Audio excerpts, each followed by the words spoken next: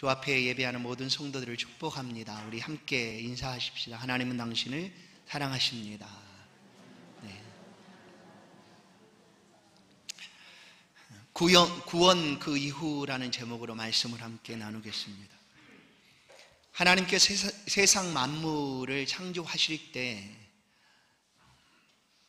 그 모든 것들의 쓰임이 합당하도록, 합당한 쓰임을 갖도록 창조를 하셨습니다.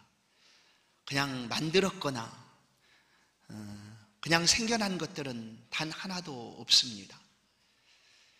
하나님이 창조한 모든 것들은 그 만들어진 그대로 최고의 걸작품들입니다. 특별히 사람을 창조함에 있어서 하나님은 자신의 모양과 형상을 따라 사람을 만드셨습니다. 그래서 그 사람은 하나님 보시기에 가장 최고의 걸작품입니다. 그러나 만드는 것으로만 그치는 것이 아니라 만든 사람들로 하여금 어떠한 삶을 살게 창조하고 계셨는가 하면 하나님을 영원토록 찬양하라는 것입니다. 하나님을 영원토록 찬양하고 그 만드신 하나님을 기뻐하고 영광 돌리라라는 그런 하나님 목적을 따라 우리를 만드셨습니다. 만들어진 모든 것들은 그래서 만들어진 그대로 최고의 작품이고 또한 그 모습 그대로 하나님의 영광의 존재가 되는 것입니다. 지난 주일에 구원은 하나님께서 전적으로 우리를 사랑하셔서 구원하신 것이다 말씀을 드렸습니다. 믿음으로 우리를 구원하신 하나님의 놀라운 은혜와 사랑, 우리를 얼마나 사랑해서 그 아들을 십자가에 대신 내어주시고 그 핏값으로 우리를 구원해 내셨다라고 말씀을 나눴습니다. 이 하나님의 구원함에 있어서 그 어떤 조건도 필요치가 않았습니다. 왜냐하면 하나님의 구원하심은 홀로 하나님이 행하시는 일이었기 때문입니다. 그래서 혹 예를 들어서 이런 사람은 구원받을 수 없다라고 우리가 단정할 수 없다라는 것이죠. 흉악범들, 실조, 살인자들, 범죄한 사람들, 쓸모없다고 여겨지는 사람, 미운 사람, 못난 사람, 그런 사람이라 할지라도 구원에서 떨어질 수가 없습니다. 그것이 구원을 받지 못하는 조건일 수 없다라는 것이죠. 왜냐하면 하나님은 모든 사람을 구원하시기를 기뻐하시기 때문입니다.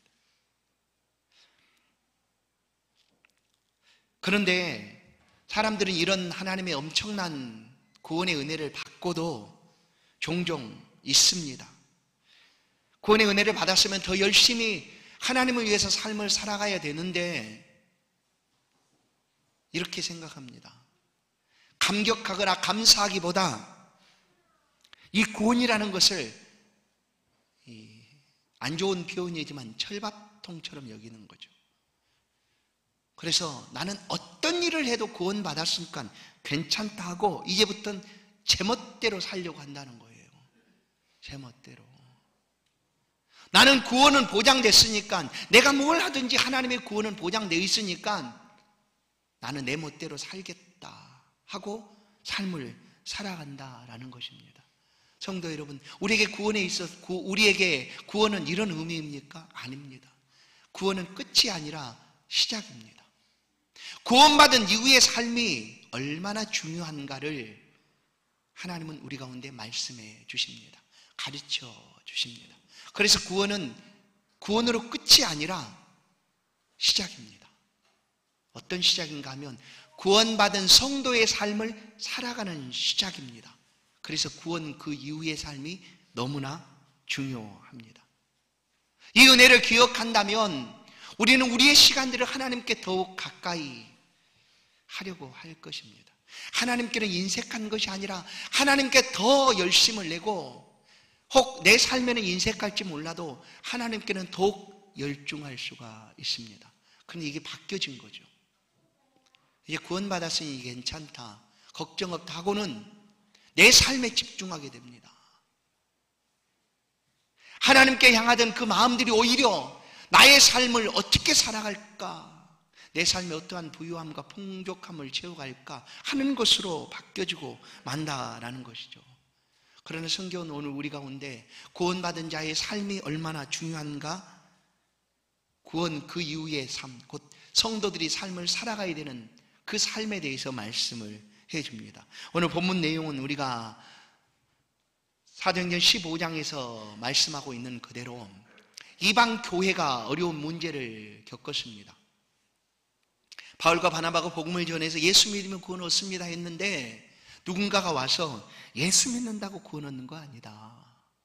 율법도 지켜야 되고 할례도 받아야 된다 하는 그런 이야기를 하게 됩니다.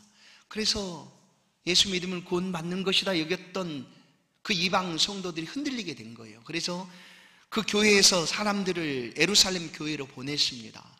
그가 이제 바울과 바나바가 예루살렘 교회로 와서 그 문제를 이야기합니다. 그래서 초대 예루살렘 교회의 사도들이 모여서 이 문제를 가지고 회의를 열게 됩니다. 그 회의를 통하여 결정된 사항이 이렇습니다. 구원은 오직 믿음으로만 얻는다라는 것이 결정 사항입니다. 율법이나 할례를 받아야지 구원을 얻는 것이 아니라 구원을 받기 위한 어떠한 조건도 우리에겐 필요치가 않다라는 것입니다. 오직 믿음으로 구원을 얻는다라고 확증을 하게 됩니다. 그들에게 성령을 주신 분도 하나님이고 그들이 받은 성령이나 우리가 받은 성령도 동일하다, 똑같다.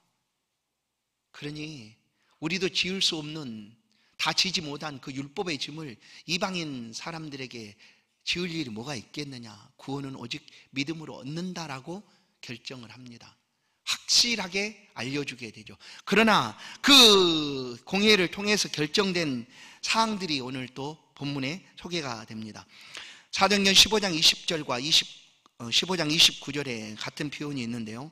29절을 보시면 우상의 제물과 피와 목매어 죽인 것과 음행을 멀리할지니라 이에 스스로 삼가면 잘 되리라 평안함을 원하노라 하였더라. 이방인들에게 예루살렘 교회에서 금기사항으로 내려준 이 말씀이 있습니다. 29절의 말씀이죠. 우상에 목매어 죽인 것, 피, 음행들을 멀리 할 것이다. 그런데 이 금기사항이 구원을 얻는 조건이 될 수 없다라는 것입니다. 이것을 안 지키면 구원 없다, 그런 표현으로 이것을 이방인들에게 보내는 것이 아니었습니다. 왜냐하면 보십시오. 28절의 본문을 보시면 이 요긴한 것들이다 라고 얘기합니다. 이것들은 신앙생활 하는데 아주 요긴한 것들입니다.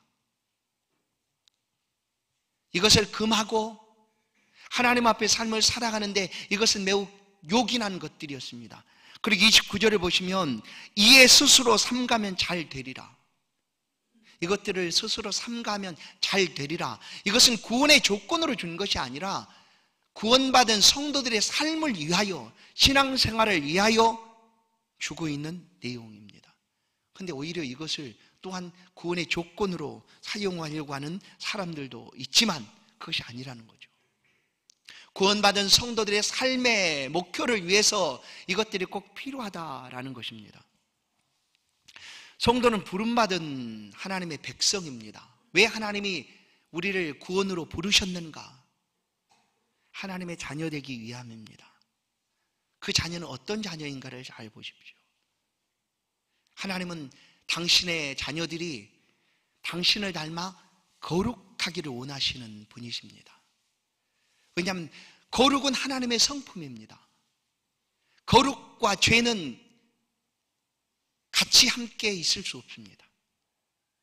그래서 그것을 아시기 때문에 하나님은 아들을 죽이시면서까지 이 죄를 해결하신 거예요. 그리고 우리를 구원으로 불러주셨습니다. 그러면 이제 구원으로 불러주셨으니까 그것으로 끝인가 하는 거예요. 아닙니다. 물론 예수 믿는 가장 큰 목적 중에 하나는 구원입니다. 그러나 구원은 끝이 아니라 이제부터 시작입니다. 하나님 왜 우리를 구원으로 불러주셨는가 하는 거죠. 왜 불러주셨을까요? 그래서 하나님의 자녀 되도록, 곧 거룩한 삶을 살아가도록 우리를 하나님이 구원으로 불러주신 거예요. 그리고 예수 안에서 새 생명의 삶을 살아가도록 우리를 구원으로 불러주셨다라고 말씀을 합니다. 이것을 한마디로 표현하면 뭐냐면 우리가 지금 살아가고 있는 신앙생활입니다. 신앙생활. 우리 신앙생활에서 이 거룩함과 새 생명의 삶이 얼마나 중요한가를 하나님은 말씀해 주십니다. 이제 구원받았으니까 됐어가 아닙니다.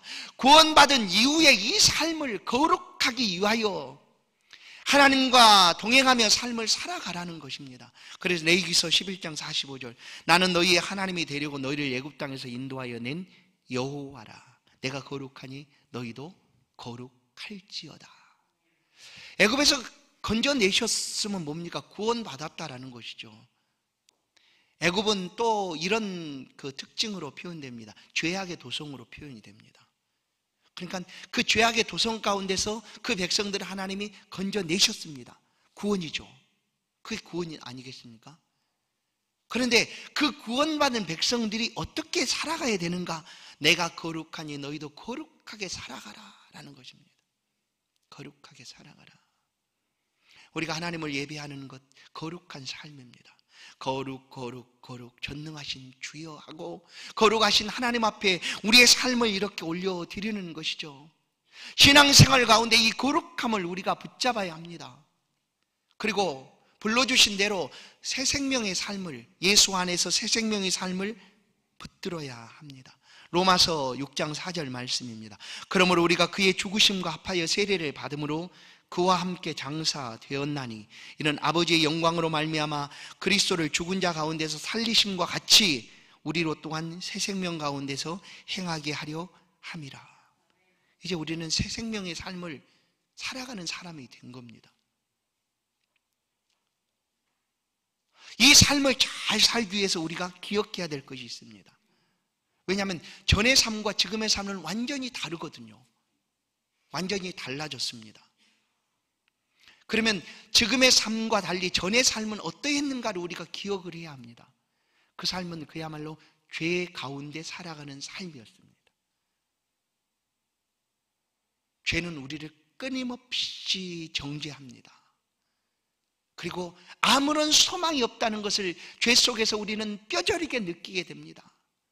그리고 그 죄 가운데서 헤어날 길이 없이 그냥 죽어가고 있는 것입니다. 그런 때였습니다. 죽어가고 있는 것보다 더 해서 이미 죽어버렸습니다. 죄로 인해서 죽어버렸던 우리의 삶이었습니다. 그런데 하나님이 우리를 그냥 구원해 주셨어요. 그 죽었던 삶에서 우리를 건져내 주신 겁니다. 그렇게 우리는 예수 안에서 새 생명을 얻은 사람이 되는 것입니다. 그 옛적의 삶을 성경은 많이 우리 가운데 가르쳐 줍니다. 베드로 에베소 4장에도 보면 진리가 예수 안에 있는 것 같이 너희가 참으로 그에게서 듣고 또한 그 안에서 가르침을 받았을진데 너희는 유혹의 욕심을 따라 썩어져가는 구습을 따르는 옛사람을 벗어버리고 오직 너희의 심령이 새롭게 되어 하나님을 따라 의와 진리의 거룩하심으로 지으심을 받은 새 사람을 입으라. 그러니 거짓을 버리고 각각 그의 이웃과 더불어 참된 것을 말하라 라고 얘기합니다. 골로새서 3장에도 이와 똑같은 말씀이 있습니다. 골로새 3장 1절부터 10절 말씀을 요약해서 보면 이렇습니다. 위의 것을 찾아라. 위의 것을 생각하고 땅의 것을 생각하지 말아라. 그러므로 땅에 있는 지체를 죽이라. 곧 음란과 부정과 사욕과 악한 정욕과 탐심이니 탐심은 우상 숭배니라.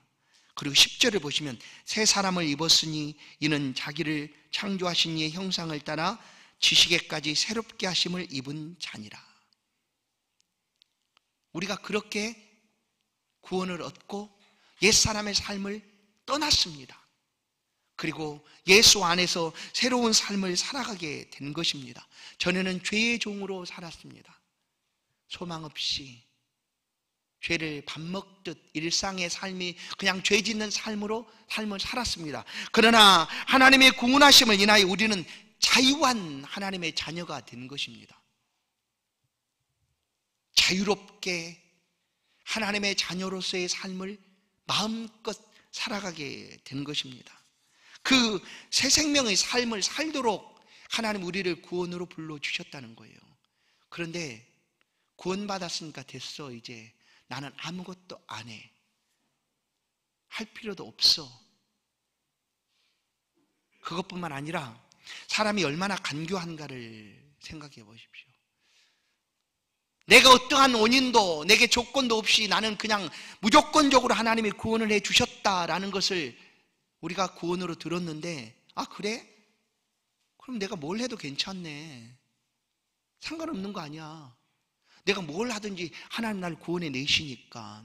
내가 죄 속에 있어도 다시금 하나님이 구원해 내실 것이고, 또 다시 하나님이 또 구원해 내실 것이고, 그러니 나는 아무것도 할 필요가 없네. 아니, 또 성경은 말하지, 야, 죄가 많은 곳에 은혜가 더하도다. 그래? 그럼 내가 죄가 많은 곳에 은혜가 더하다고 하니까 난 더 큰 죄를 지면 하나님 은혜가 더 크겠네? 얼마나 어리석습니까? 구원받은 은혜에 감격하고 감사해도 모자른데, 우리의 모든 재능과 시간, 우리 가운데 주신 은혜를 따라 하나님께도 가까이 나아가도 부족한데, 이렇게 하고 있다는 거예요. 우리가 아 그래? 괜찮네, 좋네, 뭐 예수 믿었으니까 이제 마음대로 살아도 되는 거 아니야? 하나님 구원하시니까 하고 죄 짓는 일에 나아가고 있다는 것입니다. 성경은 그런 자들을 향하여 분명하게 말씀합니다. 오늘 우리의 때만 아니라 그 성경이 기록되던 1세기 그 때에도 이런 사람들이 있었다라는 것이죠.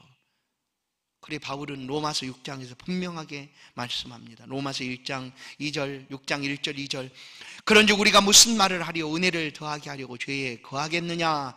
그럴 수 없느니라 라고 얘기합니다. 그럴 수 없다고 얘기합니다. 그럴 수 없다고 얘기합니다. 그럴 수 없느니라. 15절도 그런즉 어찌하리요? 우리가 법 아래 있지 아니하고 은혜 아래에 있으니 죄를 지으리요? 그럴 수 없느니라. 그럴 수 없다고 얘기합니다. 우리가 은혜 구원받은 것은 은혜로 구원받았지만 은혜를 더하게 하기 위하여 죄에 거할 수 있느냐? 그럴 수 없다고 말합니다. 그렇습니다. 왜냐하면 이제 새 생명의 삶, 그 거룩한 삶을 살아가는 성도들은 구원받은 이후의 삶은 이 죄와 피를 흘리기까지 싸워야 되는 삶으로 달라진 거예요. 죄는 달콤하게 우리 가운데 속삭입니다. 괜찮지, 이 정도는 괜찮은 거 아니냐, 스스로 타협하게 하고 도덕적인 높은 기준보다 낮추려고 합니다. 그러나 구원받은 성도의 삶의 목표는 뭐냐 하면 거룩함에 있습니다. 그런 모든 죄악들을 내려놓고 하나님을 향하여 더욱 가까이 나아가야 한다는 것이죠. 그런데 자기 멋대로 삶을 살려고 합니다. 그리고 다람쥐가 그 쳇바퀴를 계속 빙빙 돌듯이 자꾸만 옛적의 그 더러운 삶으로, 죄악된 삶으로 돌아가려고 합니다. 그래도 아무런 고민이 없습니다. 왜냐?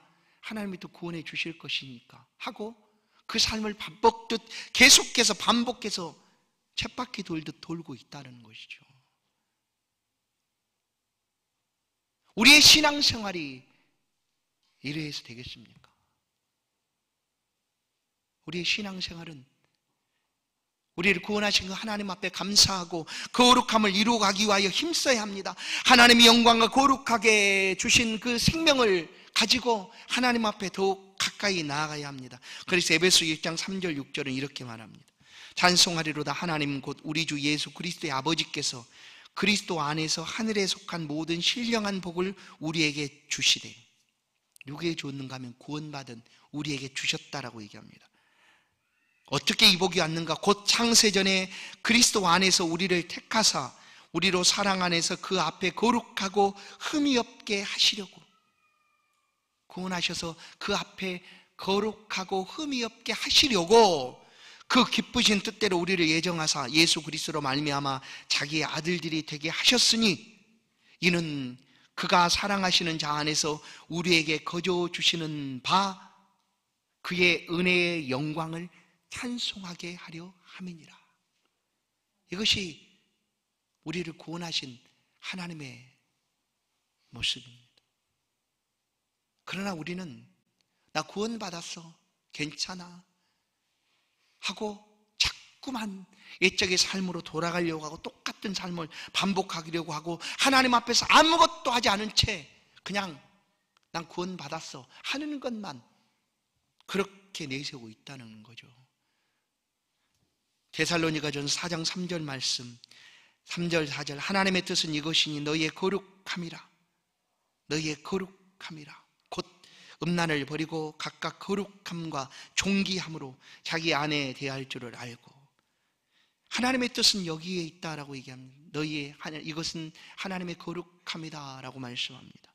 여러분 우리는 거룩한 성도의 삶을 살아가야 합니다. 구원받은 것이 끝이 아니라 이제 구원 그 이후에 성도의 삶을 살아가야 합니다. 성도의 삶의 목표는 거룩함에 있습니다. 거룩함에 있습니다. 나는 원래 이래. 뭐 사람이 바뀌겠어? 그거는 새 생명을 얻기 이전의 삶입니다. 그때는 바뀔 수가 없죠.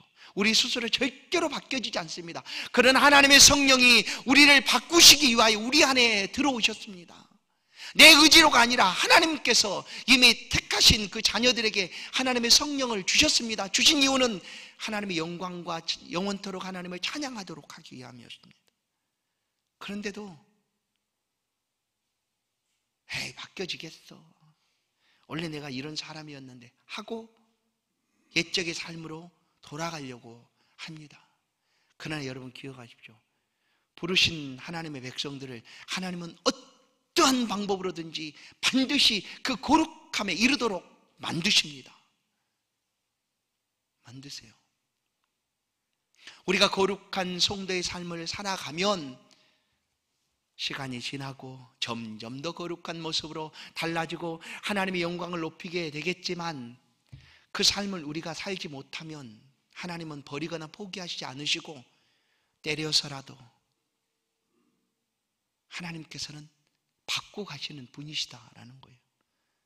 왜냐하면 그렇게 우리를 부르셨으니까. 네?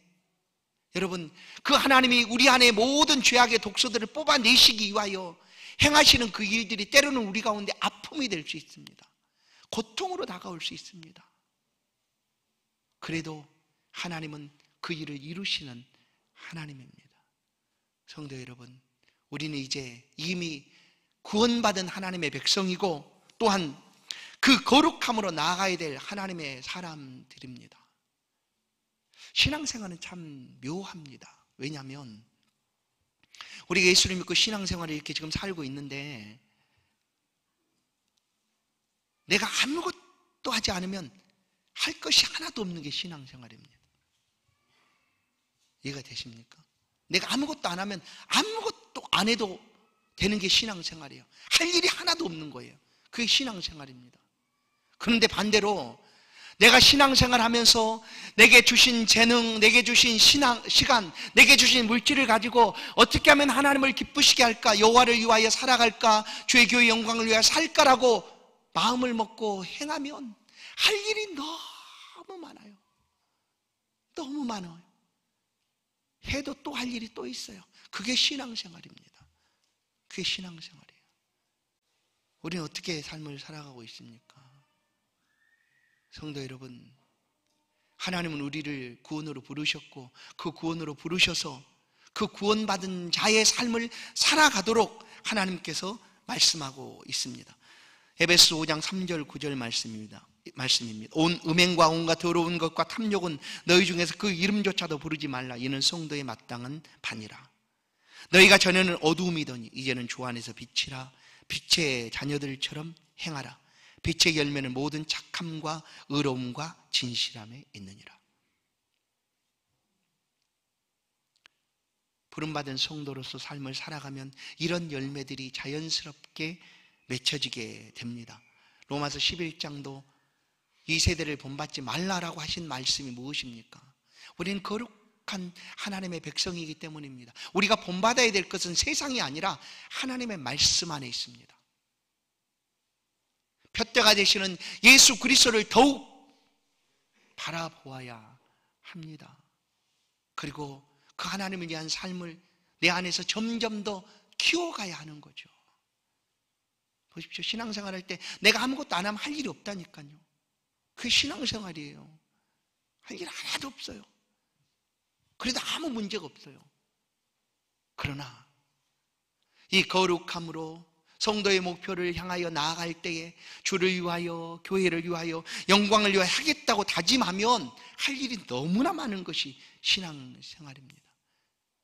왜 우리가 거룩해져야 합니까? 그것은 우리 자신을 위함도 마찬가지고 우리의 이웃과 우리 형제를 위하여서도 우리는 거룩함으로 나아가야 합니다. 여러분, 혹시 신앙생활을 이렇게 생각하시는 분 없습니까? 물론 그것도 어느 정도의 일부는 포함이 될 수 있습니다. 뭐냐면 신앙생활하면 행복합니다.